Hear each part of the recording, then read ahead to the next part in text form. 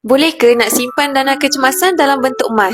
Ada yang tanya saya soalan ni, jadi jom saya kongsikan apa yang saya belajar daripada guru emas saya. Pesan mentor saya, Tuan Ahmad Zulkifli Syafi'i, dalam buku Wang Emas, Bertahan Ketika Gawat, dana kecemasan lebih baik disimpan dalam bentuk wang kertas di bank supaya ianya lebih mudah digunakan pada bila-bila masa. Tapi pastikan dalam bank yang tak dilinkkan dengan online banking supaya kita tak mudah terguna begitu saja. Dana kecemasan ni kita perlu ada dalam jumlah 3 hingga 6 bulan gaji untuk kegunaan 2 tahun ke bawah. Bila waktu terdesak, kita dah ada simpanan yang kita boleh gunakan. Tapi kalau masih tak berjaya untuk buat simpanan duit, boleh dipertimbangkan untuk simpan dalam bentuk emas. Emas ni memberi kesan kepada emosi penyimpan-penyimpannya. Bila kita tengok emas, kita rasa sayang nak guna, lebih mudah disimpan dan simpanan kita lebih berjaya. Sebab tu bagi tuan puan yang tak berjaya untuk buat dana kecemasan dalam bentuk duit, boleh belajar simpan emas melalui akaun emas Get Public Gold. Tuan puan boleh bermula simpanan emas serendah RM100 tanpa apa-apa komitmen. Simpanan emas dalam akaun Get, kita boleh fizikalkan emas tu bila-bila masa sahaja. Bagi yang nak saya bantu untuk simpan emas dengan ilmu dan bimbingan, boleh rujuk pin video atau mesej di TikTok. Kelebihan untuk lebih banyak ilmu emas dan kewangan.